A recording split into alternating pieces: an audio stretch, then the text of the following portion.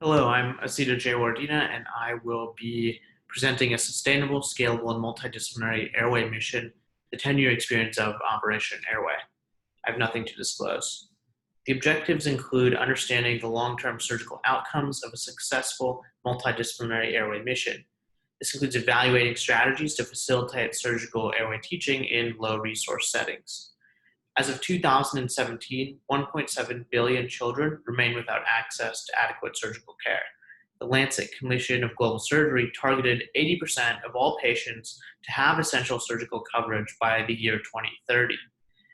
To date, only 3% of pediatric patients in low-income countries and 8% of pediatric patients in low to middle-income countries have access to adequate surgical care. Much of this is due to the lack of international surgical mission trips in particular to achieve the desired long-term sustainable effects. Regarding pediatric airway missions in particular, there have not been very many that have been documented in the literature. In fact, the first is the multidisciplinary pediatric airway mission described by Rogers et al. In 2014, which describes the Operation Airway multidisciplinary team of otolaryngologists, anesthesiologists, intensivists, speech-language pathologists, nurses, and most recently, respiratory therapy. This is a retrospective chart review of the past 10 years of Operation Airway missions. It includes data extracted from the EMR, a written record, end of mission summaries, and direct observation. Demographic data and surgical outcome data, including decannulation, are included in this study. We sought to utilize sustainable, low-cost airway tools, including this needle cricothyrotomy kit, which can be assembled completely with tools that are ubiquitous in operating rooms anywhere in the world, including just a 3 cc saline syringe, a saline flush, 14-gauge angio catheter, and the end of a 7 tracheal tube, which can be a life-saving airway tool if in the right hands. Additionally, you can see a tube within a tube here is assembled utilizing basic tools such as a 5.0 and a 3.0 endotracheal tube. Regarding portable suction, in areas without electricity, we found that a pump action handheld portable suction was very useful in the immediate postoperative period, which helped maintain clearance of tracheal secretions. Additionally, we created low-cost educational modules that were readily available and distributed in the local language, readily available via QR codes, which are hung beside the patient's room.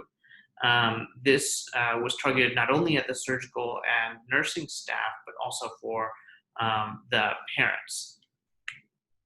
This graph goes through, or chart goes through the graduation criteria, and this is available online. However, what I want to point out is that this is discipline specific, meaning surgeons evaluated surgeons, anesthesiologists evaluated anesthesiologists, and intensivists evaluated intensivists, and the team met, and then each group checked off whether the country was ready to graduate from the program.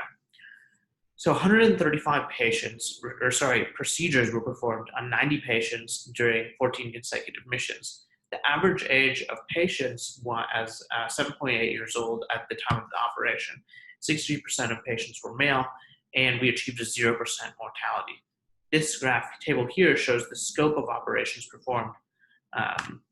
82% of patients achieved decannulation. 100% of patients in Ecuador were decannulated.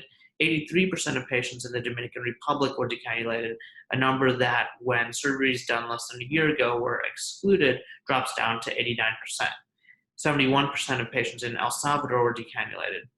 Regarding the specific decannulation rates for type of surgery, single-stage LTR had an 83% decannulation rate, and 1.5-stage LTR, in which a 3.0 neo trach is maintained in the tracheostoma as a rescue airway. This procedure had a 92% decannulation rate. Double-stage LTR had a 66% decannulation rate.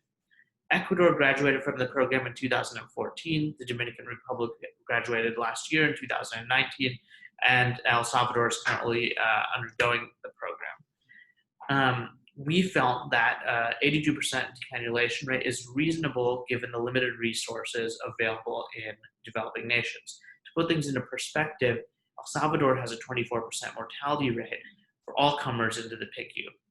So in conclusion, airway reconstruction can be safe and effective in low-resource settings when a thoughtful, multidisciplinary team is led by local champions. Strategies such as online education in the local language, discipline-to-discipline teaching, and graduated autonomy foster a scalable and sustainable teaching model. These are my references, and this work would not be possible if not for the support of the Benjamin Harry Pekin Foundation. Thank you.